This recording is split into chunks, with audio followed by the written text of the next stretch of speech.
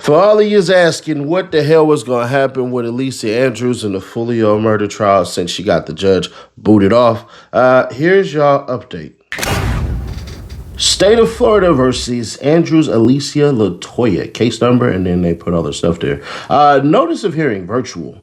You are hereby notified that the defendant Andrews Alicia Latoya is to appear before the Honorable Kimberly Fernandez of the Criminal Court of Hillsborough County, Florida, in virtual courtroom via Zoom. Instructions on reverse side meeting ID. No password is required on February 10th, 2026 at 8:30 a.m. Defendant. Failure to appear for the above court date may result in an arrest warrant being issued by the order of the court. I mean, well, she's literally in y'all custody, so that would be y'all. Bondsman. Any bonds posted in this matter will be subject to forfeiture should the defendant not appear at the date and time in place noted above. Well, she ain't got no bond and never gave her one. Certificate of notice. I certify that a copy hereof has been furnished to Andrews Alicia Latoya, address listed by mail, attorney Strickland Robert Anthony by email, attorney McLyman Jeremy Alexander by email, attorney Malcolm Life by email,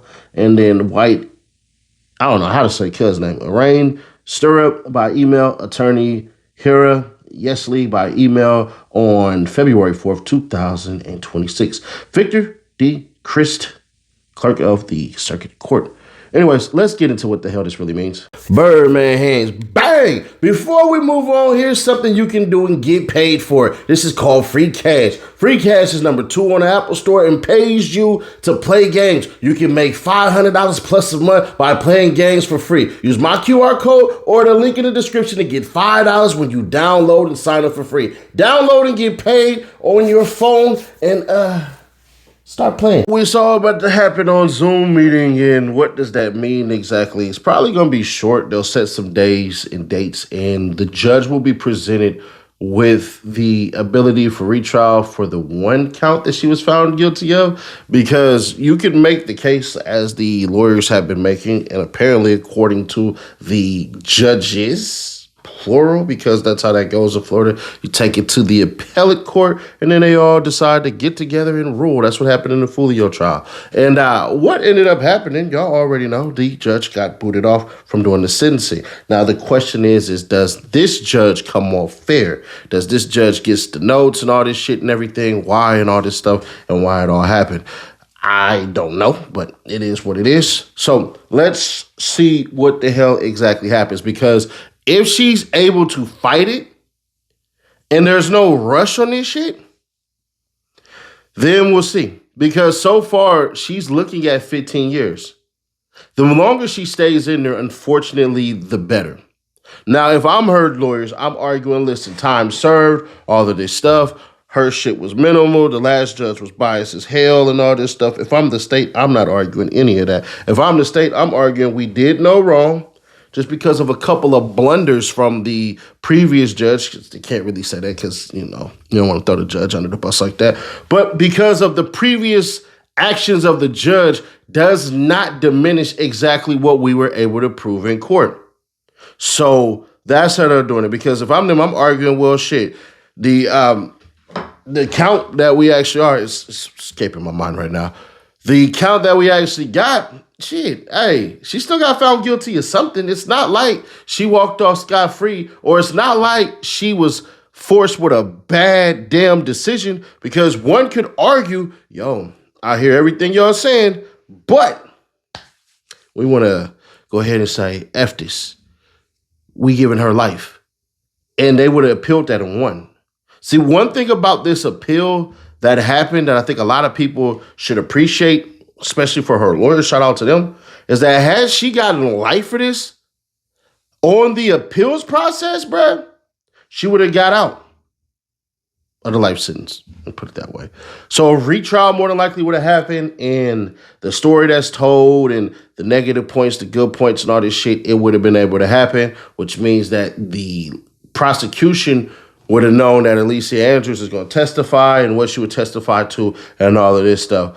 But also, and this is very, very important, what does this mean for everybody else? Meaning, we know that judge ain't going to get on the damn case.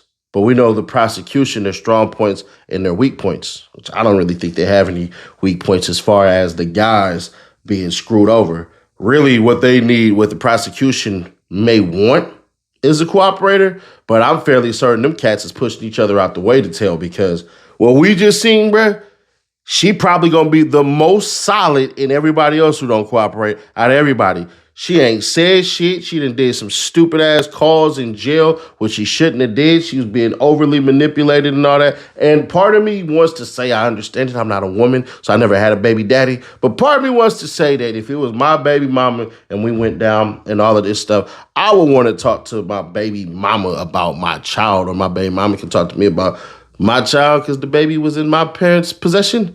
That's what I get out of it. But they're going to argue a couple of things. They're going to argue for Alicia Andrews to have time served, and she can get the hell on. She got a felony and all this crap. Or they can sit up here and argue that she needs a whole entire other retrial based off of that one damn thing. And if that's the case, I think she has a good shot.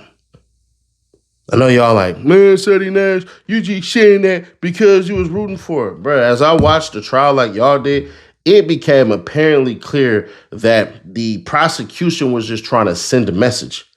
What's the point of you dropping a text message from a girl when she was in high school with no prior text messages that show that she ever said anything about Julio, Foolio, or 6th Street ever again? See, that's the part right there where I kind of bag back from everybody and go, man, listen, I hear y'all, I see y'all, I just don't agree with y'all. Then on top of that, right, it wasn't her that was doing a whole lot of shit. It was really her on a tag-along mission. Now, if y'all want to say, man, this is what she get for tagging along, can't disagree, because, Shawty, you got to be more aware of your goddamn surroundings. I don't give a damn what the hell your boyfriend / baby daddy was thinking and what he was doing. In instances like this, hell nah, you got to look out for oneself, because if you don't, people will drag your ass down the rabbit hole and not give 2 Fs and 2 cares or no nothing. So if y'all running with that, can't get mad at y'all for that. But we shall see. I'm curious to see how it plays out, man. I'm rooting for the defense. But when it comes to Julio, Foolio, them other cats, everybody else, they getting fried. Ain't no anything like that. They getting definitely killed in that courtroom. Like I say, the only question is who's going to flip? Hell if I know. But y'all, let me know y'all thoughts on this one. Share to keep your people aware. Subscribe to our best notified. The Gorilla Freaking Chronicles are still going on. Check it out on the main channel right here. Holy hell. They done took Studrilla to goddamn TMZ. Click right here for the playlist if you don't want to watch that. Now, catch you on the next one. Reloaded.